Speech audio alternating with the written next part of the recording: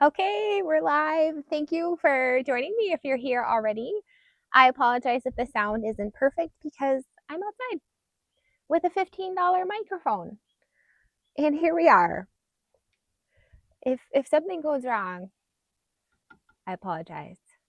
We're here for it. A bee was just here. So we are painting the deer. The reference photo and tracing are at aquilawatercolor.com/resources.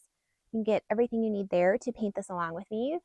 This is a surprise. I was planning on releasing this next week, and I really wanted to paint today. It's a beautiful day. I'm up in Schroeder. I'm at my parents' house. We're going to have a lot of fun. So I'm going to dive right in. I did refine the drawing. So take your time to make sure you have an idea of where the eyes are going to be and where the nose is and all those wonderful things. I'm really excited to paint this one. The reference photo isn't great. It's pretty fuzzy, but the ears, ears, you guys, this is going to be a ton of fun to paint. So bear with me for a second. I'm going to pop out my chat here and make sure I know if anybody's joining me, if I can kind of keep an eye on that. And I have to get my reference photo so I can see it. There we go. I think I'm getting everything where I need it to be. Perfect. Here we are. So yes, the reference photo isn't great, but we're going to just deal with it because the expression is awesome and you know how much I love ears. So I'm going to start right away with the eyes. I'm going to have my silver black velvet brush. I'm hoping you can't really see to adjust here what's happening. I know the problem. I have to reconnect my camera is the problem here. All right, give me a second.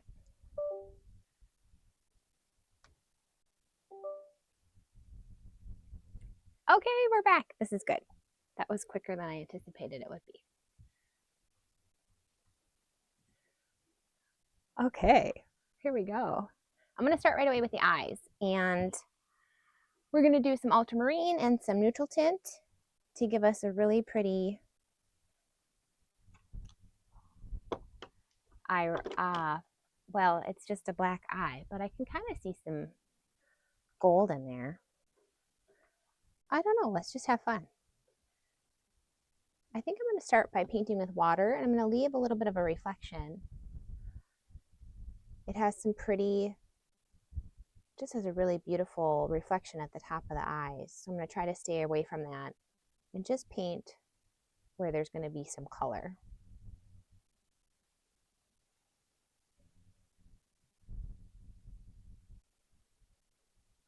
And it is a beautiful day. It's kind of cloudy, perfect temperature. I started setting out to paint this inside. My mom has this really nice, mostly for sewing studio. But then Scott was like, you could do this live outside. And I hadn't even thought of that. So now I'm really excited because they have the view. I mean, you can see the view. Look at that view. Overlooks this beautiful valley thing. All right, I'm getting a nice heavy mix of ultramarine, and I'm going to put that right next to the reflections in both the eyes. So we already painted these with water, and I'm going to do ultramarine right next to the eyes.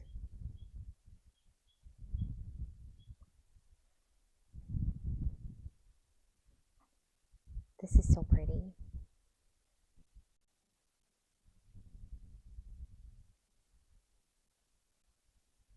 And then I'm going to come in and grab some neutral tint to finish out the bottom portion.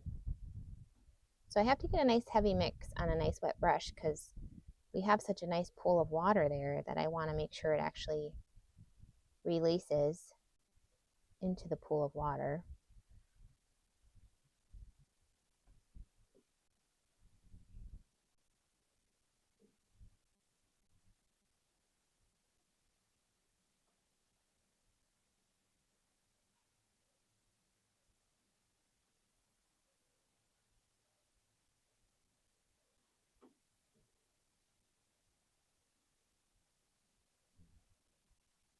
So if you're joining me, please let me know in the chat.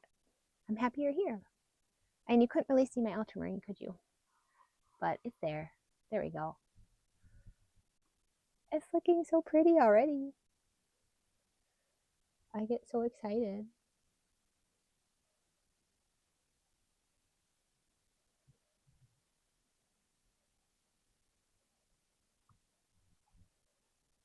So now I kind of want to basically do the same thing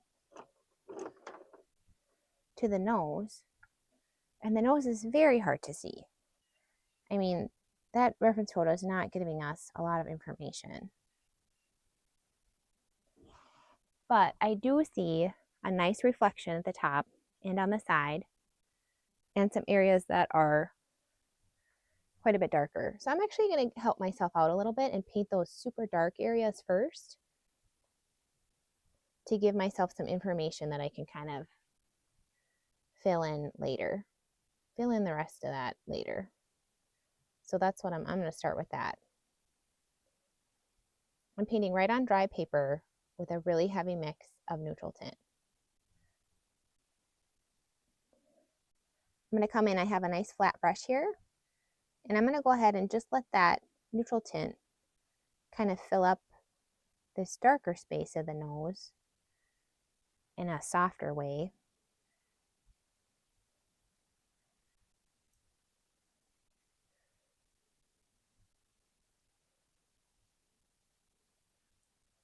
It's so fun to watch the color just drift into those wet areas. I just love that.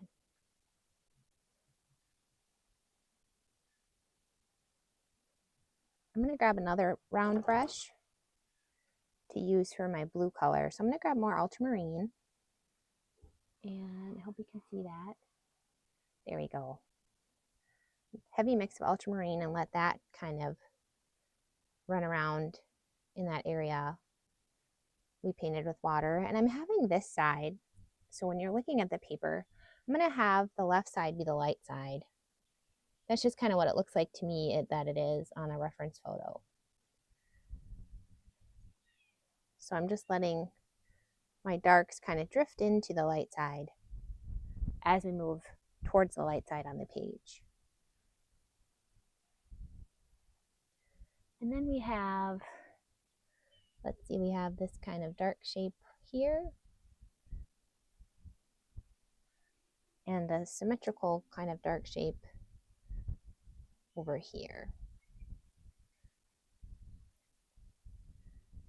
It just looks really neat. I think it's a really unique nose. I love big features like that. Big noses, big eyes, and really big ears, which we can see on this painting. Oh, we have some chats. Pat and Bella, thank you. Thank you for being here. This was a surprise as much for you as it is for me. I was not anticipating that we would be doing this today, and now I'm having a lot of fun. Okay, I'm going to grab some more water and kind of drift into this darker shape at the top of the nose. And I feel like we need more than just blue here, so let's grab some opera pink and maybe make it a little purple. So I'm going to get a heavy mix of opera pink and put it on the light side of the nose. Really heavy mix. I just did a nice workshop with 9 of you and I had the best time. I feel like I learned more than y'all did, but we all learned together. It was really fun. But the consensus is that I use quite a bit of pigment when I lay it down into a wet wash. And for me, that's just what I do, and it's just kind of like this normal thing that I do now. But if you're not used to laying down a lot of pigment like that, I could see how it would be pretty surprising. So if you're not kind of getting the results that I am, try adding more pigment. And really, you can't lose because watercolor always dries lighter anyway. So yes, I will be kind of off screen when I bend down to paint, so I apologize for that. I hope you can see it. On my end, you can see it. Let me check YouTube. It's looking similar on YouTube. I feel like you should be able to see the nose and the eyes. That's what I'm seeing on my monitor. So if you can't see the nose and the eyes, please let me know. It should be, looks like it's okay on my end. All right, I added more opera pink on the light side. I want to make sure I have my grainer brush handy. And I'm gonna just kind of, I blotted it just to soften the bristles. And I'm gonna kind of just make some fluffier edges. And we'll have to go in and make more fluffy edges too as we go.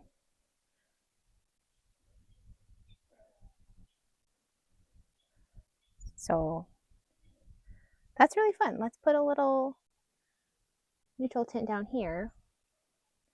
Kind of finish this lip area, which I really want to get this part right. I love this expression, this kind of like sideways chewing the cud type vibe. So I want to make sure we get that right. And it's really quite as simple as just placement of that lip, that black line. Okay, thank you for letting me know that I'm good now. I appreciate your help, everybody. Thank you. Okay, this looks great. Let's see. Now I feel like you can't see my, now I feel like you can't see it again. All right, we're trying this again. I don't know why it keeps doing this to me.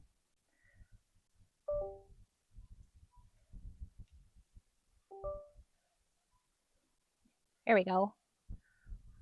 Okay, I just talked about adding this lip. I apologize that that disconnected again. Yes, I added that little lip line at the bottom right here.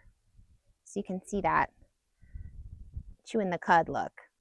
So I hope it's bright enough. I can't really control that piece of the puzzle with the lighting. I am in the shade, which is helping me a lot, but I know that might be kind of dark for all of you. I want to just zoom out, and I think we're going to tackle the ears while we wait for those layers to dry. And I'm really excited. I'm so excited to paint these ears. So let's see. I'm going to make sure you can see the ears. Zoom out a little bit. This is the weird part of doing lives. I want to do both ears at the same time. So I think I just need to zoom out a little bit. I have like a million brushes in my hand trying to adjust my equipment at the same time. I haven't done a live in a while. This is fun. Is it fun or is it frustrating? It's both. Okay. Let's see. Oh, nice. Okay. We have an ear here and we have an ear here, and I think you can see both of those. Awesome. Let's just make sure, I just want to make sure everything is still working, and it looks like it is. Thank you for your patience. This isn't, I don't know. I feel like I'd be a little bit frustrated watching this instead of an actual painting. But anyway, I'm going to zoom out on my reference photo so you can see these really beautiful ears. And like I said, it's not the best reference photo in the world, but it's kind of cool in that we get to decipher it a little bit on our own. So I'm just going to do a thinner layer of water, kind of a thin layer on the dark side ear, the right side. And then for this ear on the light side, I'm going to just try to see if I can just paint with water where I see the black fur. So let me tint it a little bit so you can kind of see where I'm painting with water.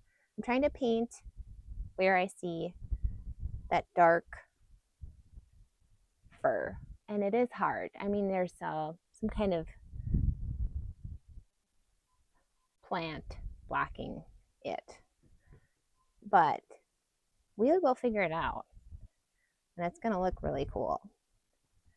So here we go. Hope you can kind of see where I painted. with water. And then this other ear is turned backwards, which I love. Part of the reason I picked this reference photo for this expression that he has. It's just so cool. One ear's forward, one ear's back. There's a lot going on. I'm going to grab, let's see, can you see this? Here we go. A nice heavy mix of my neutral tint. And go ahead and lay that down.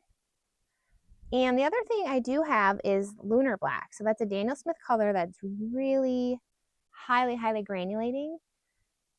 It's a game changer, and I highly recommend you add it to your painting supplies. So I'm gonna do both. I'm adding some of both here. And I'm gonna actually grab my grainer brush too and put some of that Lunar Black on there and just make this kind of fluffy, furry edge that I'm seeing, kind of combining it with visible brush strokes. And then I'm going to come in, I want to be ready with my buff titanium too, but I'm jumping the gun here. I'm going to do a little bit of that Lunar Black on the dark side ear as well. So we talked about buff titanium. Let's go ahead. I'm going to grab a brand new round brush. So I have a lot of brushes in my hand because I like to have one for each color. So I'm adding another one here that just has a nice heavy mix of buff titanium on it. And I'm going to put that kind of where the white fur meets the dark fur on the ears.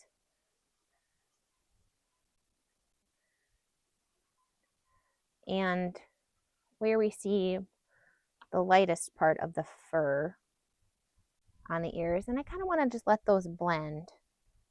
So let's see, I'm running out of brushes. I'm gonna wash off my ultramarine brush and grab some quinacridone. And now we're in business. And I always get a little nervous adding this in because it just kind of dries out the water we laid down, and it sometimes can, I don't know, it makes me a little frustrated. But it also does really cool things, so I can't get too angry at it because it looks so cool. So I'm just kind of putting that down on the ears. And then I want to come in with my grainer brush, which has some black on it, and just kind of make this texture a little bit more obvious. And we don't have to do every single edge in this fluffy way. We can just suggest some fluffiness and let the viewer of the painting kind of fill in the rest on their own, and it'll be a lot more successful that way. I do have some green happening, which is what's going to happen when you mix quinacridone, or even let quinacridone mix with your black colors. So I just dropped in a little bit of opera pink right where I saw where that green was happening, and it kind of took care of that. And now I'm dropping in a little bit more water because I want a little bit more action than I'm seeing in the ear. And I'm actually going to go ahead and connect these two ears with some water. So I'm going to kind of create this little bridge, this little water bridge,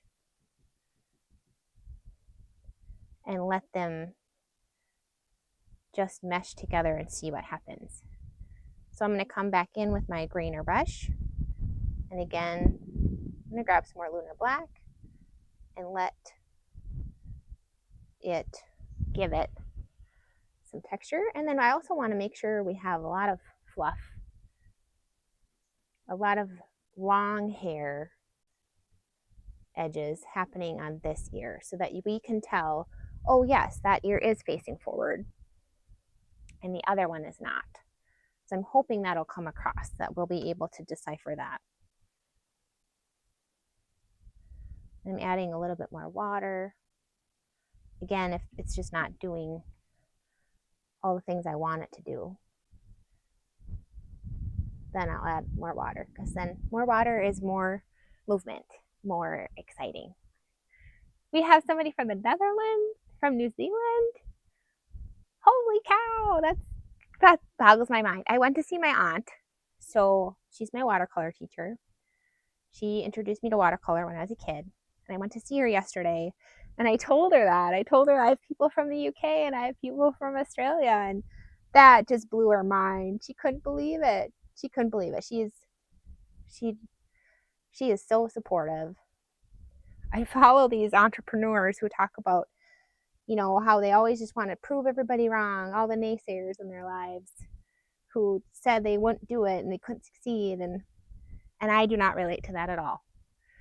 Everybody in my life has been so supportive, so proud, so kind. I have it made with the people in my life. Okay, I'm making sure to. I love what's happening. I mean, do you see this? You can't see it as well as I can, I'm sure, and I apologize for that. But I just, it's when this stuff happens and I just want to just look at it dry as it dries and watch it. But I'm trying to make sure I emphasize this black line so that we know this, oh, this is the edge of the ear. Now we know for sure that this ear is turned back. And I really like that. And then maybe we can, even though this brush is really dirty, maybe we can get some of these longer white hairs to show up a little bit. Put a little bit more water right there. And then pull some of that hair. And that could be cool too, because it may be able to get some pigmented edges when that water flows into those grainer brush lines. It's so pretty. I'm just trying to think if I want to do anything else before it dries. And usually that means, do I want to add more water or color, or I see scraping or grainer brush opportunities. But it's so pretty. Maybe a little bit more. My quinacridone is straight from the tube, so it's a very, very heavy mix instantly for me. But I'm just maybe putting a little bit more of that in there.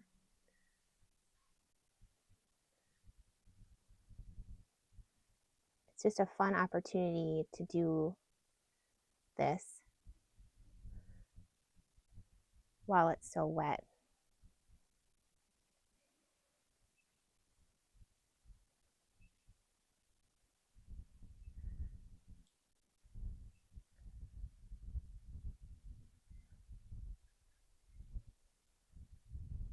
A lot of pigment and a lot of water. It's kind of the key. It looks so cool. I really like that. I was kind of hoping for a gray, like a really good gray, like the color of the fur. It's pretty gold right now, but gray isn't too hard to achieve. So we're in a good place to kind of just continue this down the face. So I am going to just zoom in on my reference photo on the face here so that we can work. I'm going to just start by painting this dark area of the face. So I'm going to go ahead and just touch the water bridge we made earlier. And this is kind of cool because you'll be able to see where I'm painting with water. And I am just painting that dark forehead shape that the deer has. And we're still going to try to achieve, let's see, this kind of is a little too bold. I'm just going to lift that out a little bit. I just want to make sure we achieve that light side, dark side. So I'm still thinking about that as we move forward. So I'm lifting up a little bit of this. This is supposed to be pretty white. This almost eyebrow, if you would call it. So I want to make sure that I didn't put too much in there. So I'm actually going to see if I can put some water in there, push it out. Now, I know we're trying to paint this shape with water. I'm trying to be careful not to touch that dark shape to this area I'm trying to lift out. Okay, back to the dark shape, painting this, and it kind of goes all the way down here. And as we add some color, we can go ahead and add more water and move it around. I think it could be fun to add some purple to kind of draw in the nose area that we had. So I'm going to do opera pink along the light side.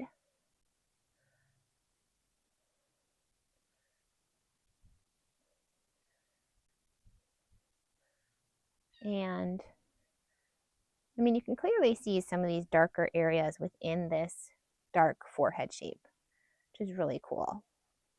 So I am pretty low on brushes. So I'm going to use the same opera pink brush, grab some ultramarine,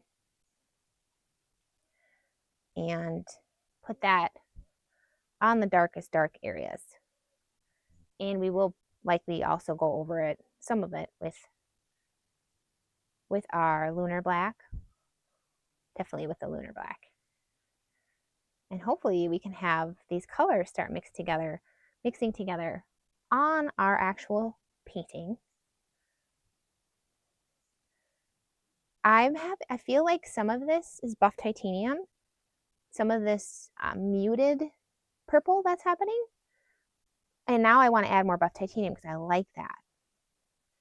Especially because I was hoping to achieve this kind of gray look and not have it be so bright neon, bright, vibrant deer.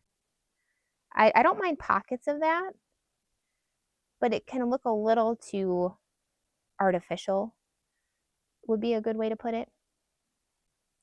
And I have this pretty pigment on my brush, so I don't know. What if I lay some of that down on the ear while it's still wet? It has some of this. I'm going to actually lift some of this off, put it on my brush, and drop it in over on the ear. And kind of, I just like it so much. I want to see, okay, maybe I need to put some of this over here while I have it. So I'm just grabbing some more of that, because we still have some water on our ears. Maybe we can get some fun. I'm adding more water because it's not doing as much as I'd like it to. So, oh, pretty. Oh, very pretty. I kind of want to get more of that. So I'm going to grab my more buff titanium. And back to our purple brush. More of our purple. So opera pink, ultramarine.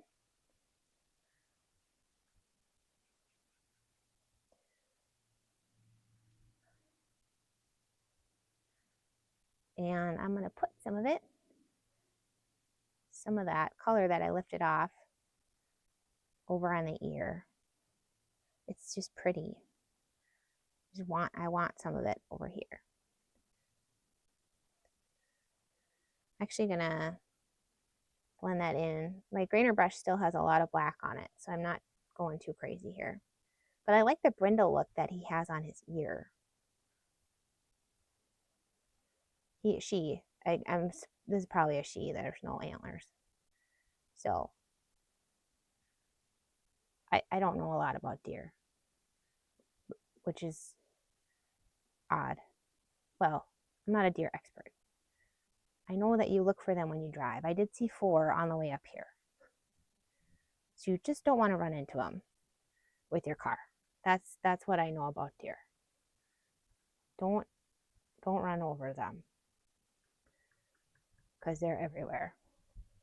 Oh, I love that. How fun is that color in the ears?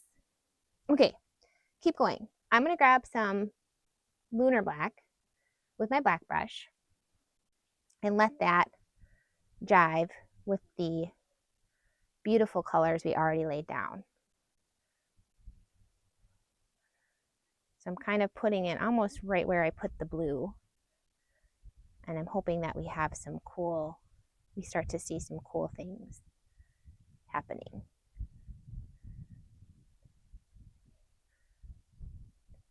And we can grab our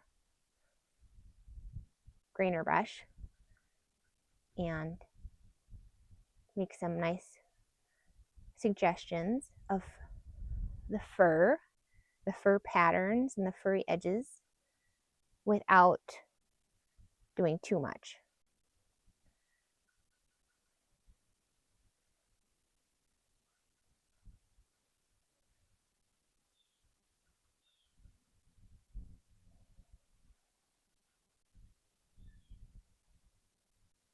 So sometimes I add a little water if I need it, if I need to soften things as we go. And I know when you add water to things in various stages of dryness level, you're going to get blooms. So if you don't like that, that's something you might not want to do. I love it. It's something no other medium that I know of can do. So why are we shying away from that? It looks so cool. It's just the coolest. So I am just using my grainer brush and kind of having fun with some of the fur patterns I see near the nose on the snout area.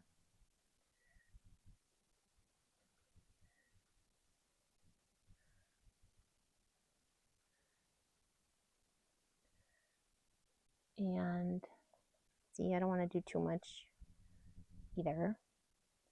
I'm going to grab my wash brush. So this has had plain water on it this whole time. And I'm just going to kind of soften that color into the shape over here.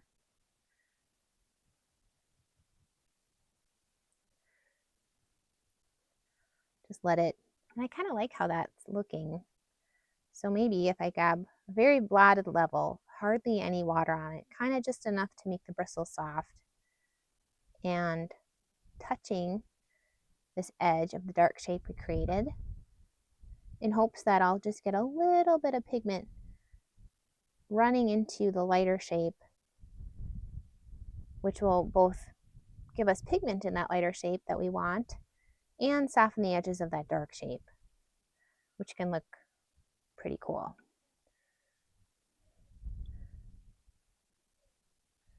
And I'm putting even more water into that dark shape too. I just wanted to mention how fun that buff titanium edition was. It's allowing the paint to do really cool things, and it's muting the colors, which I personally appreciate with this specific painting. I didn't want it to be super rainbow, super psychedelic colors. We had just done that though, haven't we? With that turtle, which was tons of fun. So now I'm kind of going in the other direction. So I have a lot of lunar black on this. It's not very wet. It's mostly just pigment. And I'm taking advantage of some of these areas that are basically almost dry to have some fun things happen and also establish those pretty fur patterns that we want to see.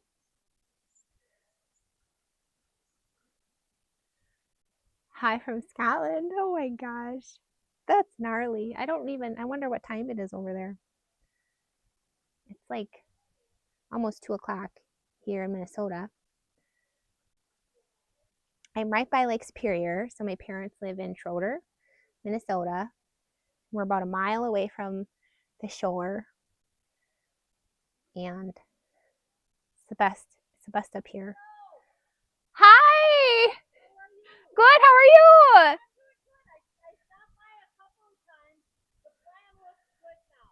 The plant? Oh, okay. All right.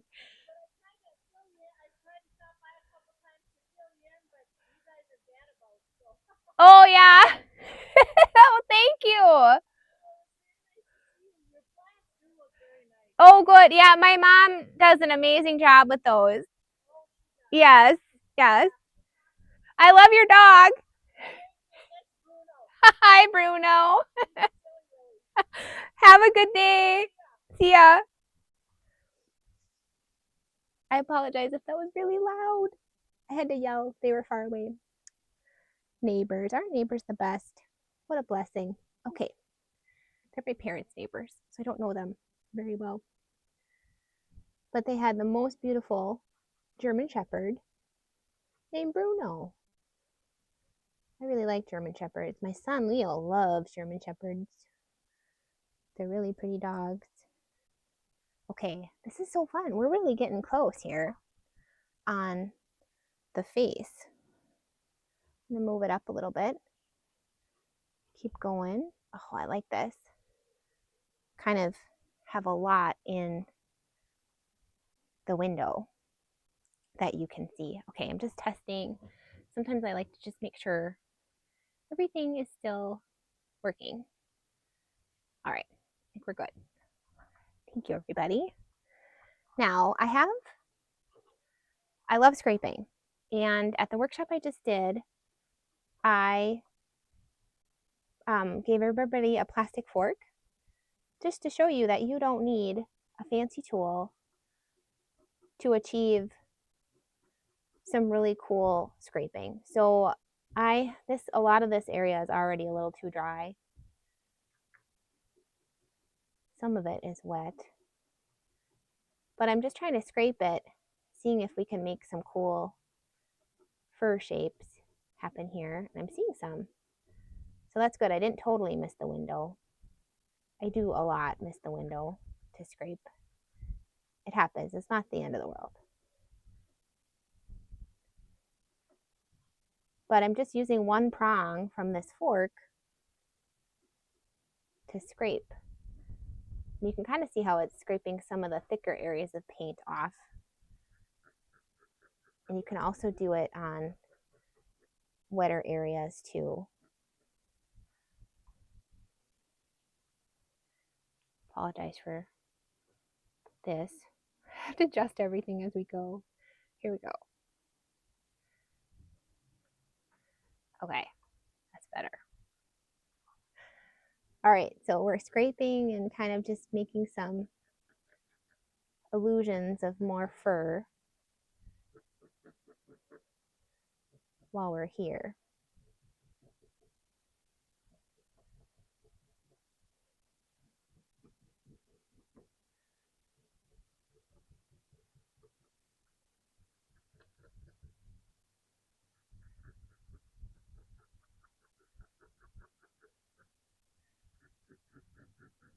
The cool thing too about using a fork instead of a palette knife is you can scrape 4 lines at a time if you really want to.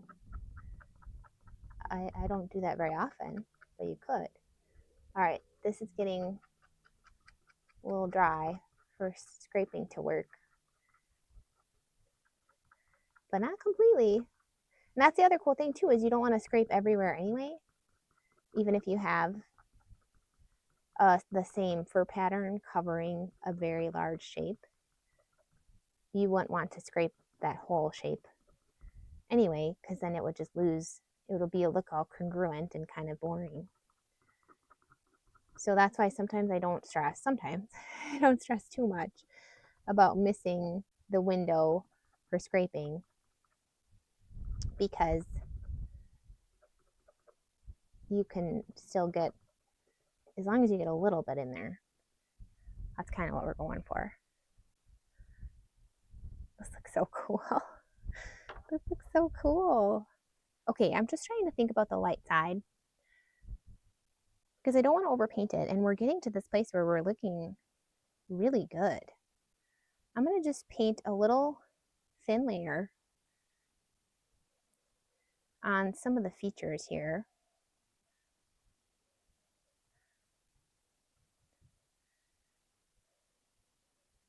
And I think I had previously painted a thin layer on the dark side too. That has dried, so I'm just painting over that again. And I'm going to grab, so I have this buff titanium that also has our purple on it. And I'm just going to put that kind of on the edges, along the edges of the dark side area.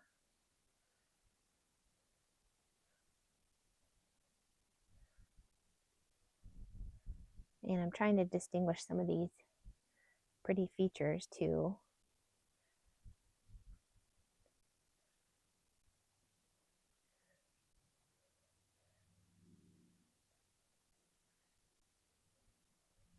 Just, oh, just so pretty.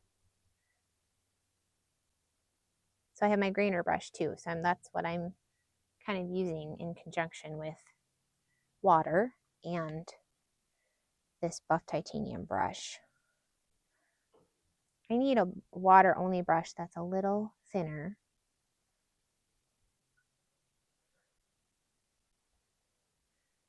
To do, that's cool. I'm also, a lot of times when I use grainer brushes is I will try to soften one side of the grainer brush so it's not so congruent again.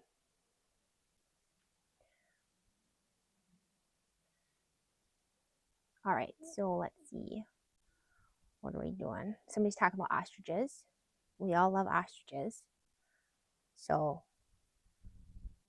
we gotta do our part for the ostriches. I don't know anything about that. There's no ostriches here where I am right now. All right, I'm thinking some, well, I think I just wiped paint on my face.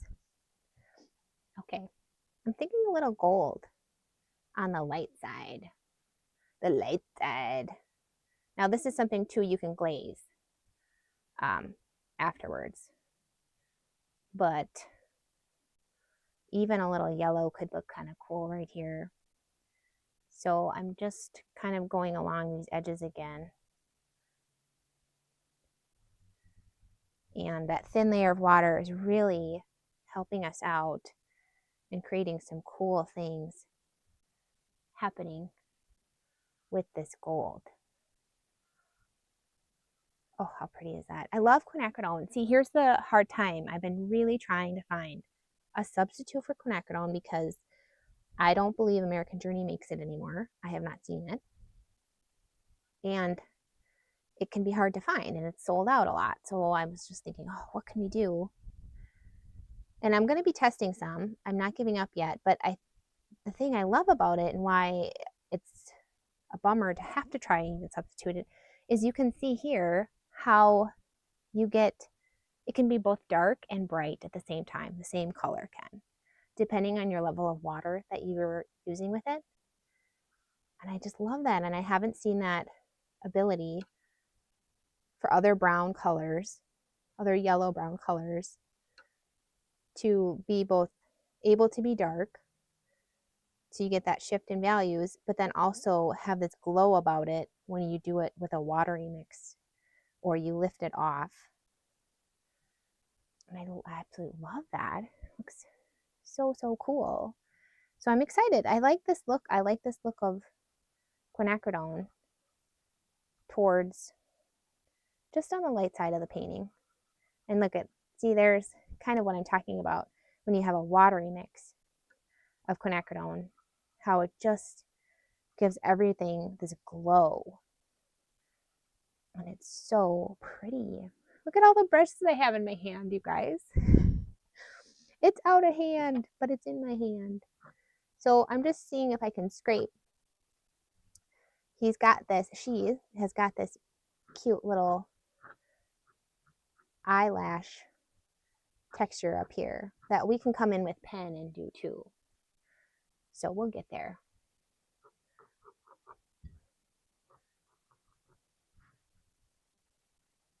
But it's fun. It's fun. I just love, I try to always think, okay, do I need to scrape before I move on to the next area of painting?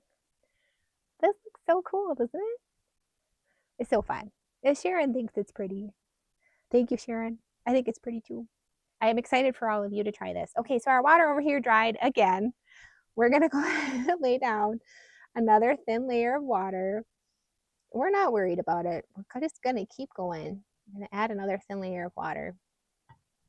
And I'm going to come in with my purple, and my purple that has black and buff titanium in it all at once. So I'm going to have to get all these colors again. But I basically just want to distinguish the dark side from the light side with a little layer of paint here. So that's kind of what I'm hoping to achieve. And I'm going to take my grainer brush, which has lunar black on it, and lay down a little bit of black and hope that that kind of mixes, maybe creates a really pretty purple.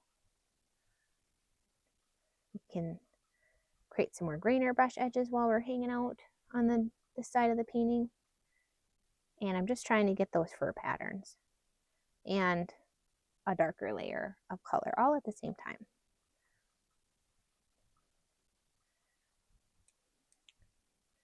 So I'm going to grab my water brush. Looks like I have a couple brushes that just have water.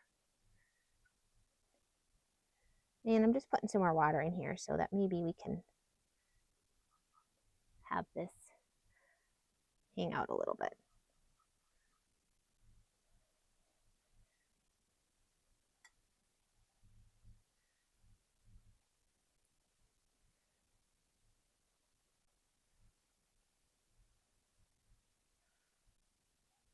And a little bit of an eyelash, lower eyelashes area down there too. So I'm going to grab my grainer brush, make some furry edges, and she's got some pretty furry edges along her nose, and really cute little, I'm going to blot some of my paint off. She's got a couple cute little hairs right here. So I don't want to overdo it, but that looks cool. I like that too. And definitely some eyelashes. It's so pretty. And I'll come in after this initial layer dries and do detail work too. So now I'm just seeing if maybe we can get some color resist with buff titanium. If I put down a nice heavy mix of that, and maybe it'll push some color away. It has to be wet though. I look like I gave her a disease. Okay, we're gonna soften some of that in. You don't need to go too crazy. We're really getting to the point where this is really pretty and quite ready to go. So I think maybe this is the point where, oh, I don't need to overwork it. I just really like buff titanium. So I think that was the buff titanium talking, where I wanted more to happen. But I feel good about that. Now that I add a buff titanium, now it's too light. Now I want to put a little bit more lunar black over it. So I'm just using my grainer brush.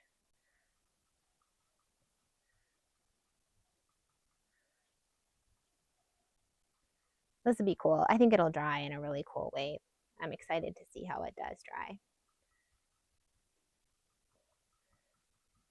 So I'm just putting some more greener brush, lunar black on the dark side. And I think I want to soften that in too.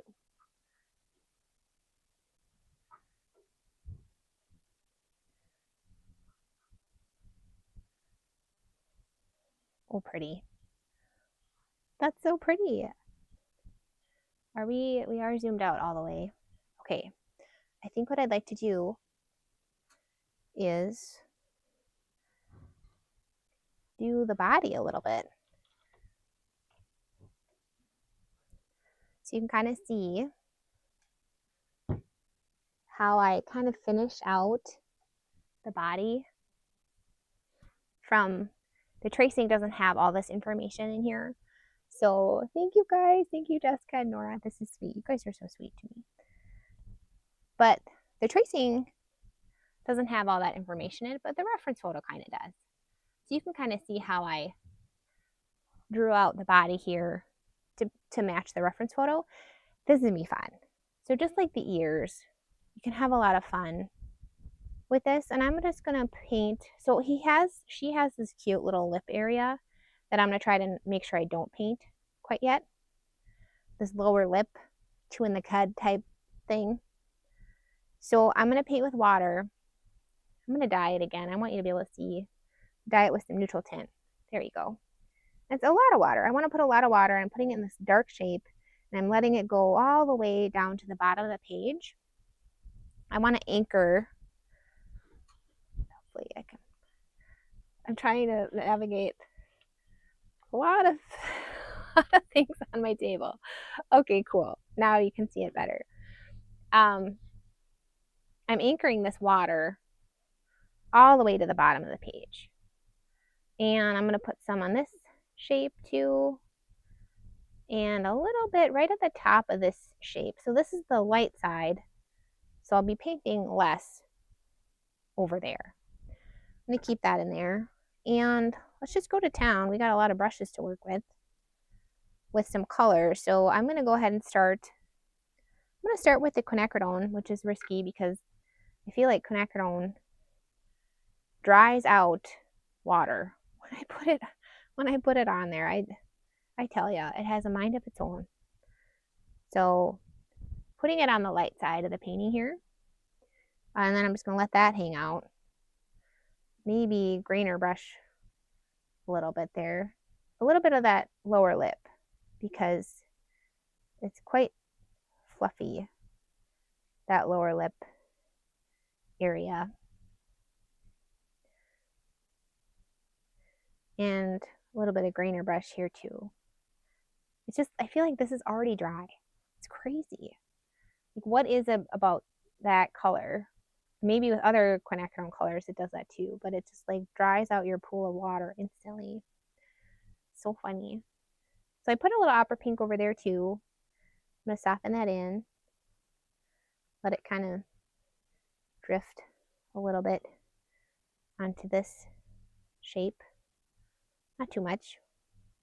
Okay, and then I want to make a little, I'm going to put some more quinacridone here just to act as a buffer. Or opera pink, I meant opera pink. Putting opera pink right there. And then I'm going to use that same brush to pick up some ultramarine, put it right next to the quinacridone, to the opera pink. It's hard to navigate. There's a lot going on. I have to make sure I get this fluffy edge right there. I'm going to add a little water here too. Okay. Add a little water here. I want that to blend a little bit better. And then we can go in with our grainer brush that has a ton of lunar black on it. I'm going to just try to differentiate some of these shapes. Look at this blooming right here. And now I don't want to mess that up. Really don't want to mess that up. That's gorgeous. So I'm going to put my lunar black on the outside here, and not very much of it. I really love that. It's so pretty. I kind of wish there was some buff titanium in there though, because it's quite vibrant, and it's kind of distracting from the head, which is not what I was going for. Maybe we could glaze. I don't know. You glaze with an opaque color and you're just going to lose it though. We'll figure it out. I'm adding some water here just to create some shadow. And I did some lunar black over here for that side of the body. We have quite a bit of lunar black on our grainer brush here, so I'm just getting some of that lower lip while we're here. This is so pretty. Look at how it just granulates like that. I'm going to put a little bit of lunar black up there too, because I want to make sure that we're kind of differentiating from her head. I'm not sure. Oh, I like that. And then you can kind of use, the grainer brush too to create some fur patterns if you want to. I'm going to come in with some buff titanium. This bloom kind of leveled out. It lost some of that excitement it initially had. So now I don't feel so bad about coming in with my buff titanium and mellowing that out a little bit. I wanted color down here, but that was a lot. And then that's all I'm looking at, which now I'm not seeing the face as much, and I don't like that. I want to make sure I see the face. I'm going to come in with even some more lunar black and let that spread around. And the other thing I love, love, love to do, even if we're not seeing it a ton in the actual reference photo, is visible brush strokes. Now, it's a little harder to achieve that look where it makes sense if you are working with a shorter haired animal like this one. I had some residual color on my water brush, and that looks really cool. I like that a lot. That's pretty. It's really pretty. I'm going to let that quinacridone kind of go in there too. So I'm kind of just reactivating the quinacridone and letting it go into that pinky water I just painted. All right, what am I trying to say? I'm talking about visible brush strokes.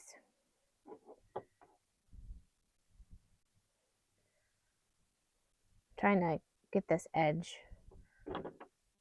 up here to look accurate with her cute little lower lip area. There we go. That looks nice.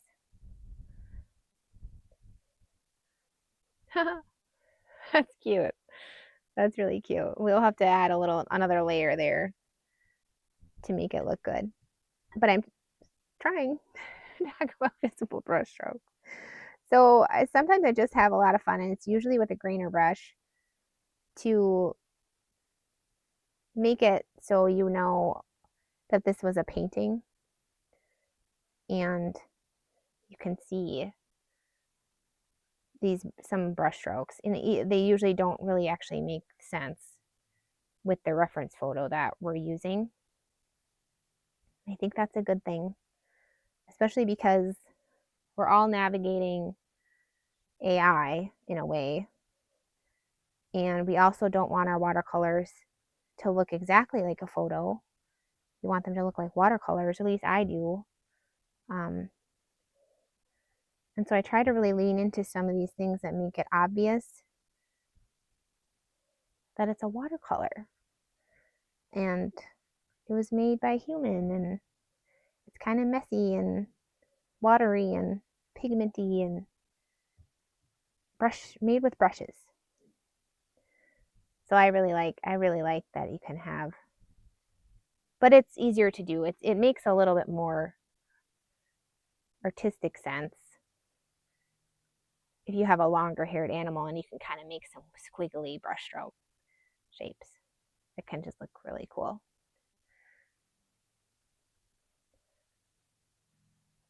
So I'm just adding a little bit of that lunar black, kind of differentiating the neck from the body, but also, you know, where the neck joins the body. I don't want the neck to look like a whole separate shape either. So let's join those two shapes right there. That looks kind of cool. And I always really like to anchor my subject to the page. So that's why I typically will bring the body paint all the way down to the bottom, at least in one area. And then if you can even see some brush strokes from your bigger brushes, your flat brushes. I love flat brushes for glazing especially, but also for these washed out areas. It can be really pretty. I'm going to add a little bit more lunar black just to be like, hey, this is the dark side. Let's make it obvious that this is kind of a shadow area. I like that. It looks really good. Except these two are even. That looks kind of funny. There we go. That looks a little better. It's so pretty. And I love how the lunar black is granulating. And you have to kind of let it be to let it do that. It's like it's not a very predictable granulation that I can at least determine. I found it granulates in cool ways in wet and wet washes, but it still surprises me. I never really quite know how it's going to granulate and look cool. So I'm just kind of clustering this lunar black up here on the neck area. And I'm thinking about values too. So that's part of why I may be putting more up here.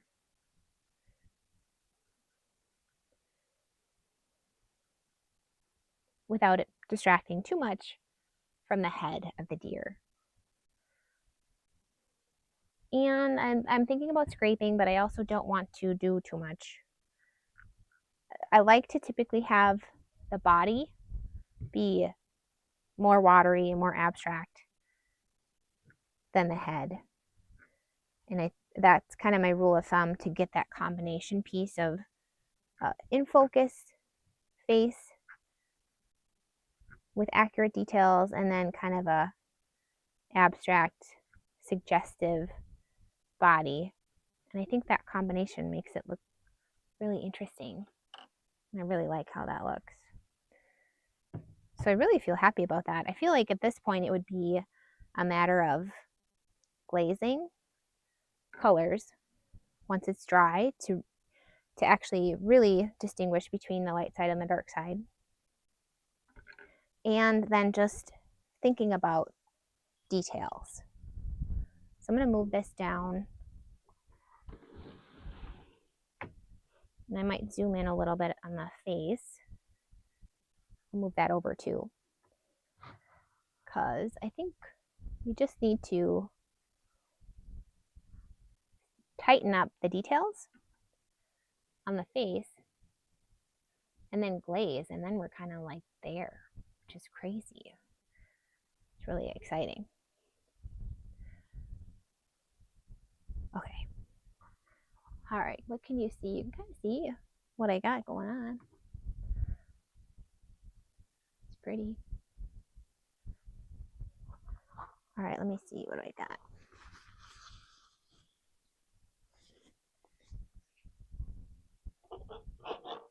Ooh, I have a toothbrush.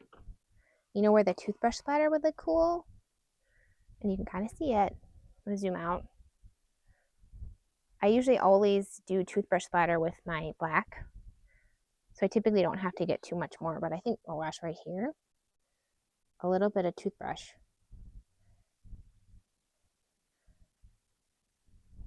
Oh, that looks so cool. Maybe even more. I'm using my lunar black, but you can honestly use any black for this.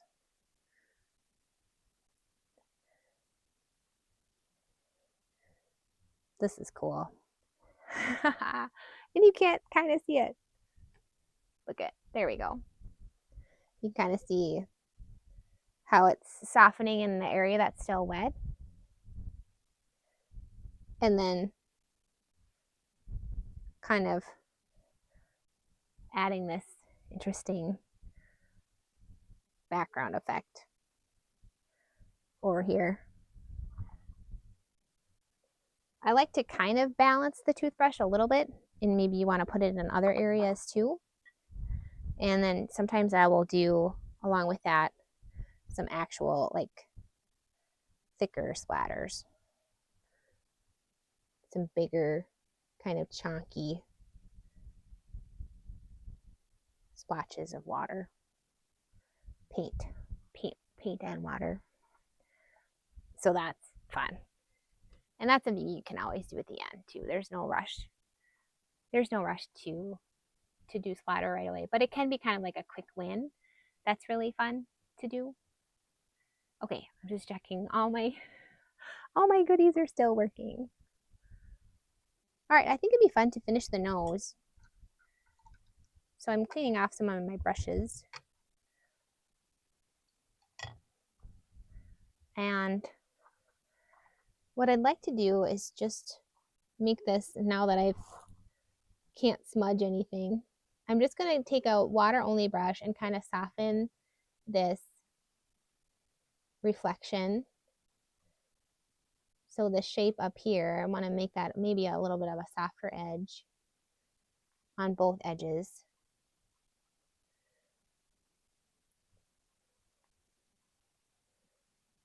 So we're kind of to that point where it's more boring painting, but it's also the kind of painting that's going to take your piece from mediocre or whatever you want to call it to awesome. So these little details are really important. So I just softened that in, and I think I want to take some of my cobalt teal. You don't need a lot. Cobalt teal is a little bit, goes a long way, and I want to put a little bit in that reflection part of the nose. So I'm kind of just putting it right where we already just softened it and blending it into the top, the shapes that we had already painted.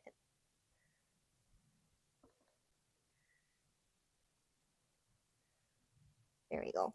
Looks really nice.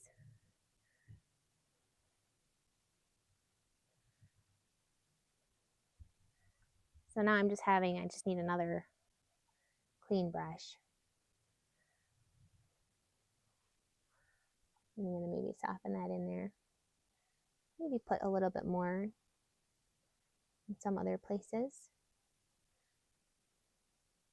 I'm kind of picking up some of that texture of the paper too by just running my brush across it a little bit. But I kind of want it to be obvious that this is part of the nose and not such a hard shape right here. So I'm really kind of scrubbing and lifting and softening that edge. I think that's very effective. So I'm just putting a little bit more cobalt teal where we are softening those shapes, those edges. And now I feel like just that alone makes it look like a nice congruent nose shape.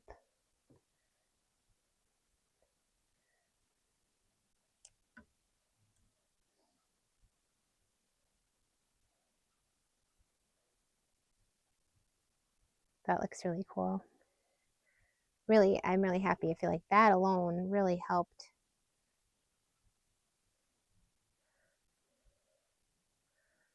Looks really good. Kind of want to do the same thing over here. Soften and drop in a little bit of that cobalt teal. Get this to look like one big nose, because that reflection was quite intense. I mean, we got our point across with that big white reflection. And now I feel like that looks a lot better. More cobalt, more cobalt.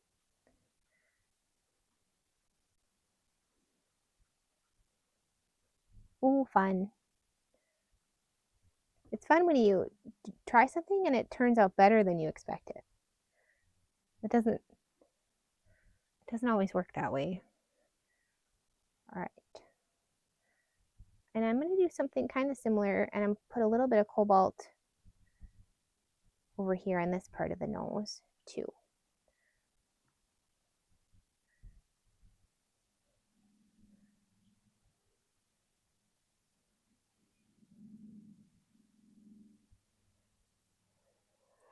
That looks cool. And I also want to, I think, so it looks to me like there's this cute little bottom lip here that goes into the white fur. So I'm just going to soften this bottom lip shape that we had drawn. And guess what? Cobalt. Guess what? Cobalt. I'm going to make a shirt that says, guess what? Cobalt on it. Put a little bit on there, and then grab our greener brush.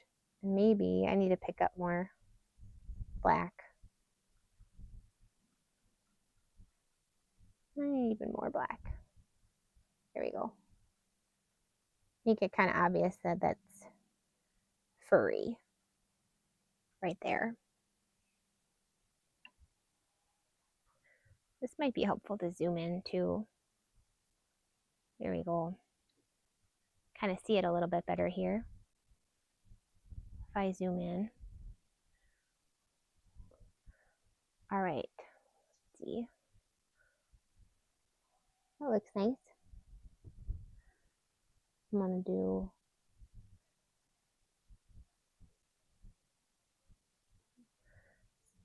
I love this little reflection that we can kind of see. There's not a lot of information, not as much information as I'd like to see in a reference photo.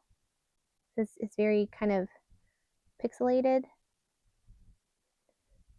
but I do like that little reflection in that lower lip. So I'm kind of just softening that out, and I think maybe I can, if I can, try to even make a harder edge right there so that it's obvious where the lip is, kind of creating a reflection, and then where the nose kind of meets the lip right there.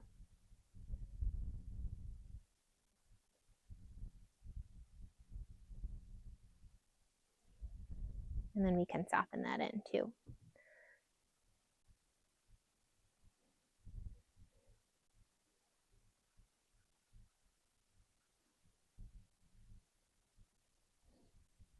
It looks a little intense, so I want to make sure I soften that in.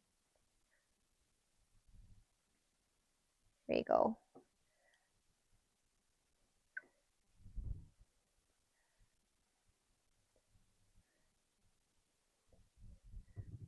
I think we're getting really close to that look that we're trying to get with the lip right here. And I think what we need to do is kind of maybe even glaze already underneath this bottom lip. So I'm going to take a purple that's already mixed up in my palette. And I don't want it to actually, sorry about all that shaking. When I glaze, I don't want the colors to mix on the paper because I just don't have enough water for that to happen. So I'll mix up my color in the palette to glaze with first. And then I'm pulling that color into the furry edges.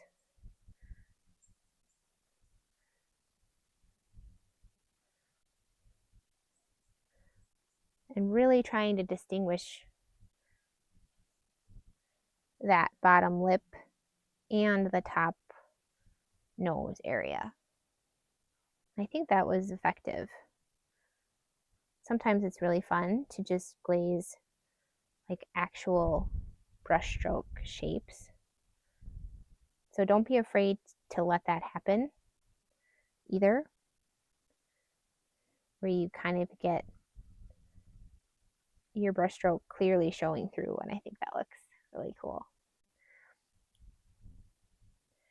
But you can also kind of soften one end of it and hint at that happening a little bit better, which I like that too. That looks really good.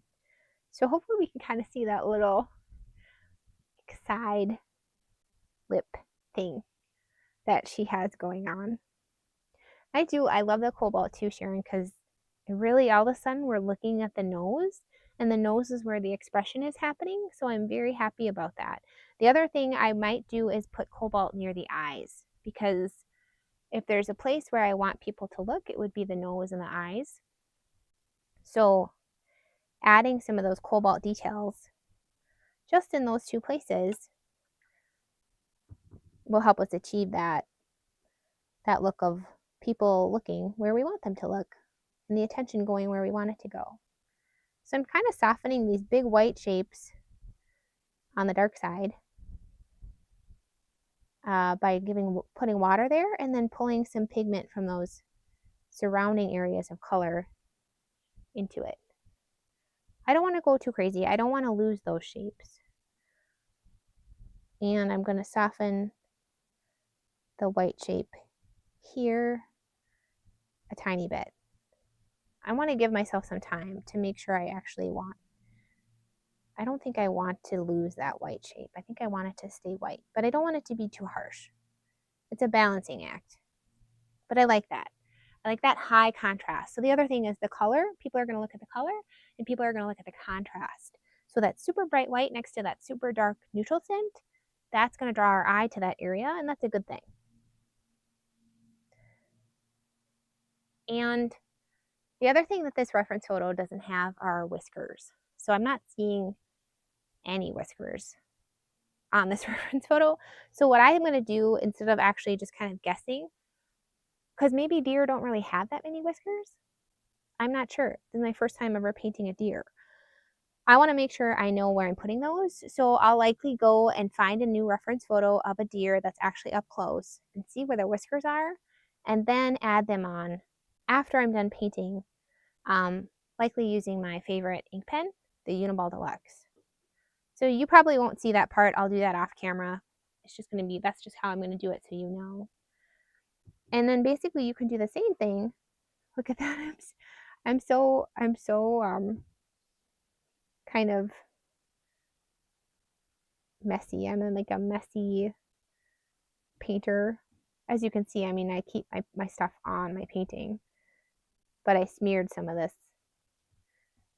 So I'm just kind of fussing with it. Some of this splatter.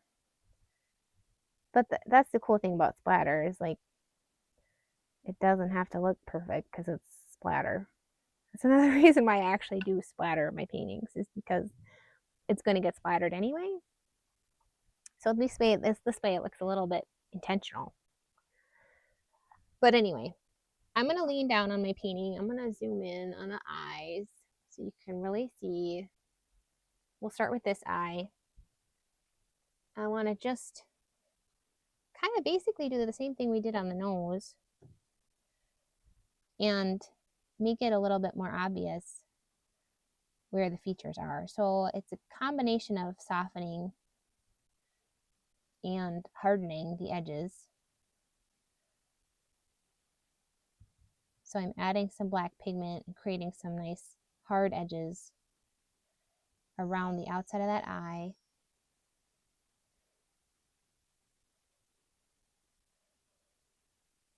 I think that looks really nice.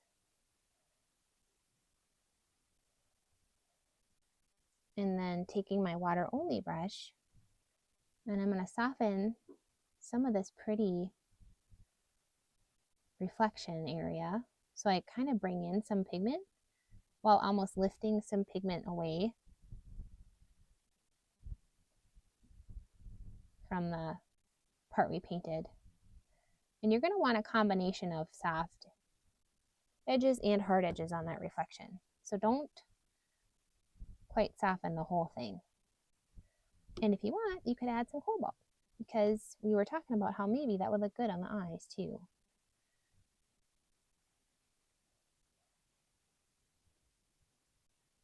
And let that just kind of marinate on there. It's hard for me to see. My reference photo is so far away. The other thing you could do too is look at a up close deer reference photo to make sure you understand what's actually happening with the eyes, if you want to really get that accurate before you just kind of guess.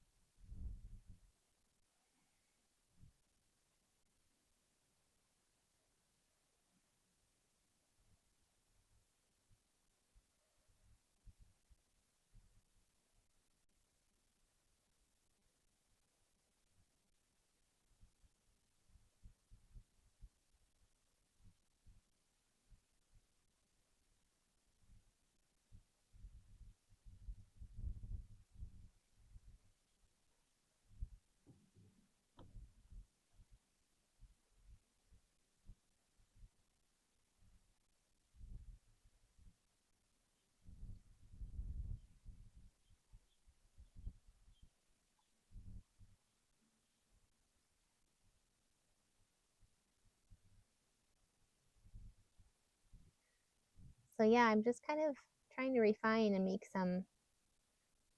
some information as to what's going on around the eye.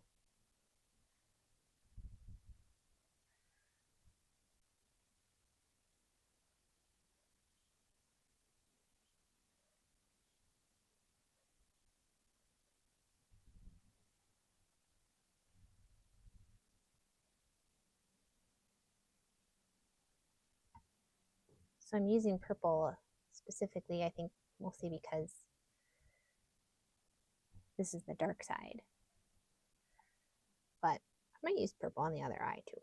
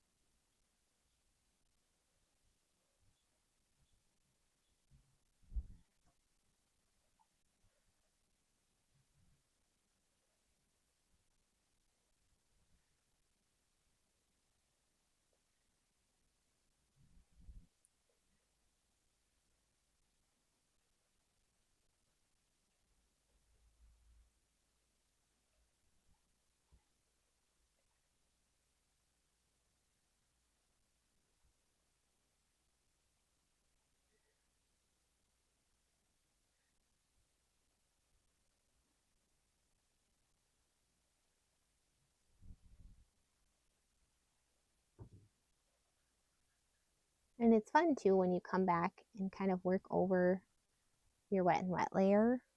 You get layers, and I just think that looks really good because then that's the kind of thing that people will be, how did you do that?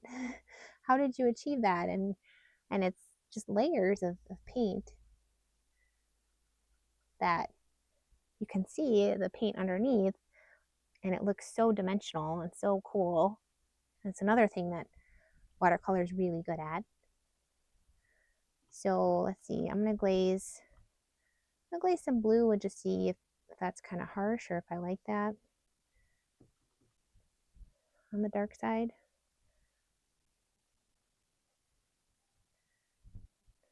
I'm not sure yet. Definitely gonna soften it a little bit. Kind of want to glaze some up here too. So I do like it though. It's always, glazing is always such a exciting treat. Okay, wait. I think my camera came out again. Hold on. Trying this again. Okay, I'm so sorry. I hope you probably heard me talking and then didn't see what was happening for a long time, and I apologize for that. But you can see kind of how I added some purple and kind of some grainer brush, and then what I just did that unfortunately I don't think you saw was I glazed. So I have some ultramarine, and it has some buff titanium in it, has a little bit of pink. It's not a perfect ultramarine, and I just put some down with my flat brush just to give it, I mean, it looks really cool. I was a little nervous that maybe it was going to be too intense, but I do really like how it looks. Like how it's kind of making it more obvious that this is the dark side of the painting. And it's giving it some color without it being too much color. And I kind of want to just distinguish this eyebrow shape that she has too. I think that looks really cool. But you can, I gotta zoom out. Here we go.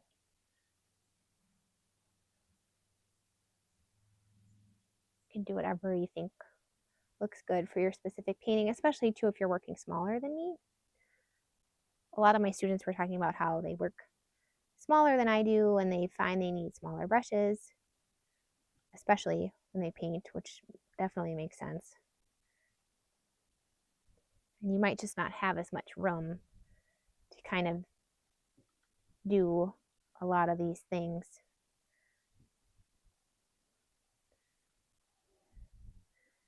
That I'm trying to, that I'm attempting.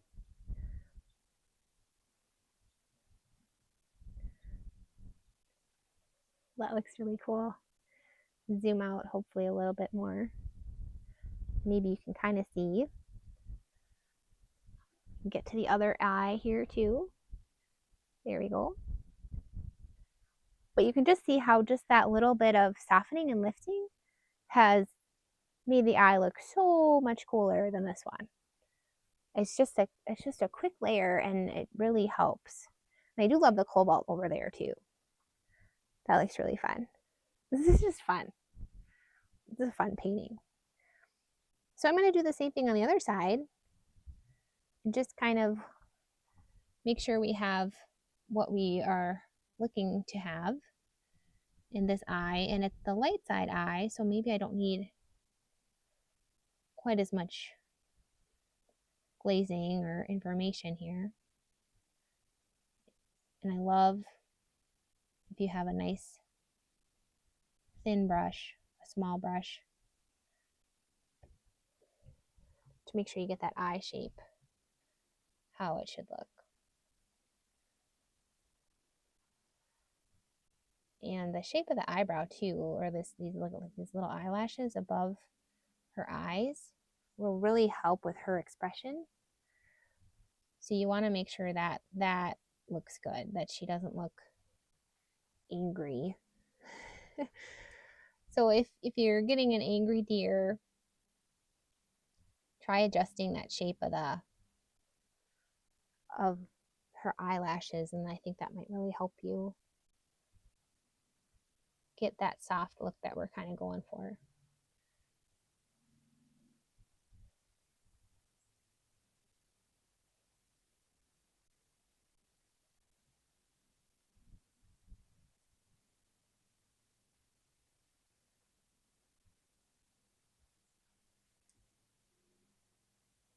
And then I'm going to do the same thing with this reflection and just soften parts of those edges and bring in some color into the actual reflection.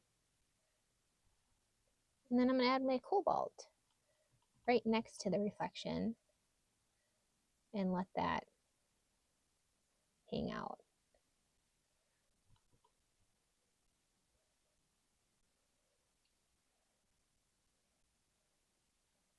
And then I think it just needs to be darker. It's quite bright. So I'm going to grab my neutral tint and come on in and make at least the bottom part of the eye nice and dark and mysterious.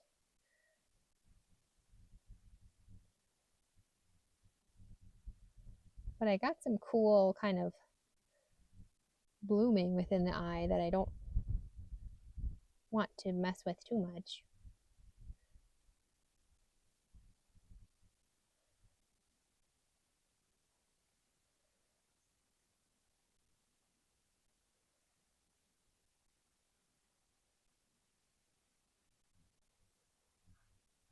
That looks really cool. Oh, looks softer and nice already. Super fun. And lifting that quinacridone sometimes can just make it glow a little bit. Especially right next to the eye can look really kind of cool. Kind of want to make this eye a little bit darker in that bottom area too.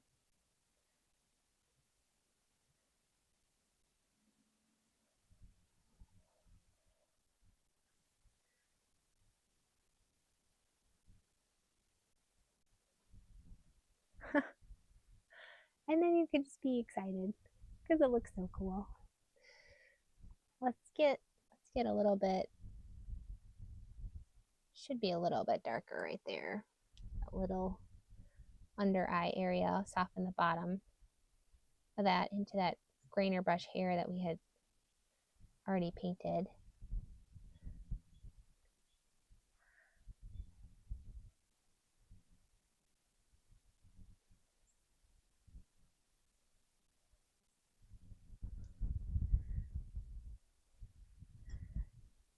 And I'm going to soften this shape.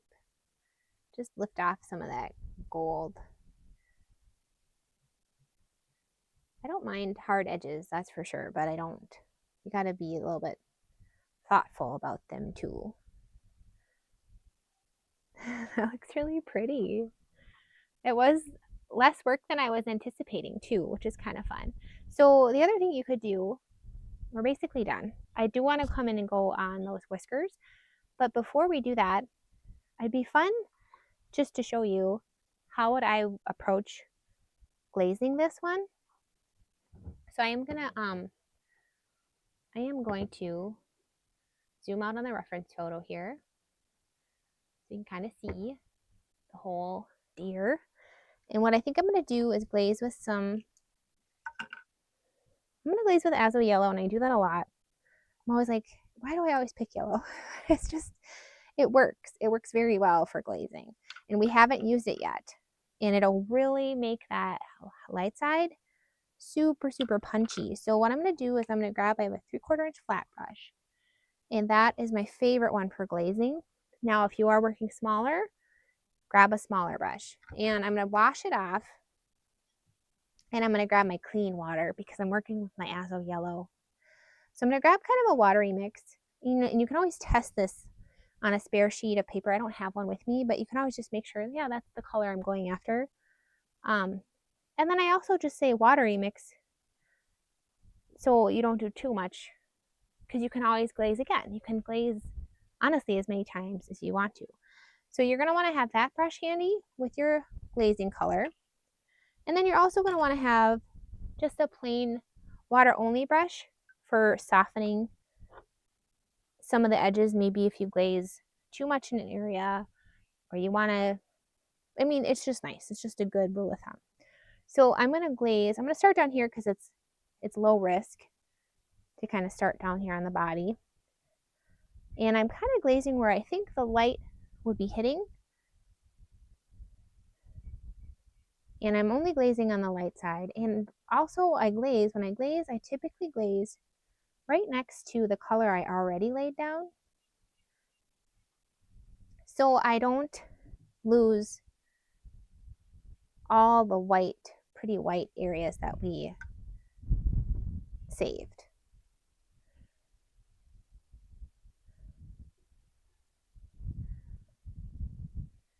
And definitely glaze color next to the eyes. That's important because all of a sudden this yellow is commanding quite a bit of our attention, and we don't want to lose the attention that we had already achieved around the eyes. And I'm trying to be careful too because it's very easy to get green when you're glazing around blue. So I'm just thinking about that. But how cool is this? Like, already looks really cool. So just having fun. Again, putting it next to color, light side, being aware of where the blue is. And if you do get green, just glaze over it with some opera pink. And that should kind of be the trick to fix that. And you don't need to glaze a ton. Especially if you're working smaller than me, this will likely go quite a bit faster for you.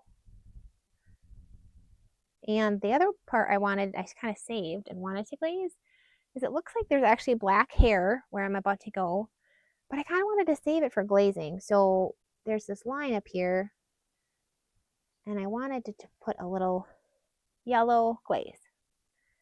That looks so cool. That looks cooler than I thought it was going to look. What the heck? Okay, and then some on the ear too. And then we can balance it out. And yes, there's going to be some nice sunset shining on the dark side, naturally, because it's a 3D deer. So we can even put some of the highlight color on the shadow side to give it a little bit of congruency. It's a good thing. Especially around the eye, you know, put a little bit of that pretty glaze around the eye is a good thing.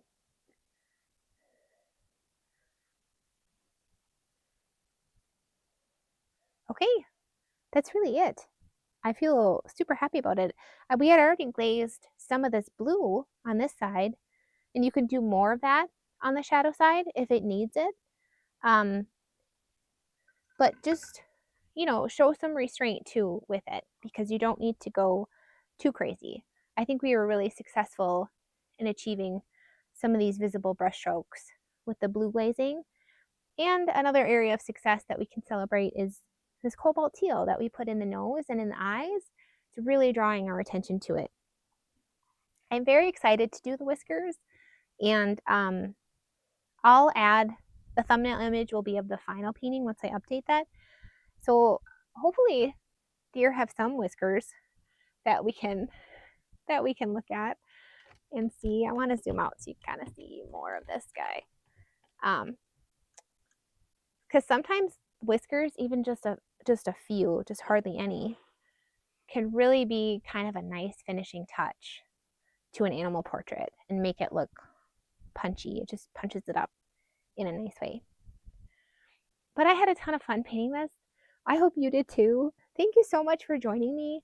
I don't see any other questions.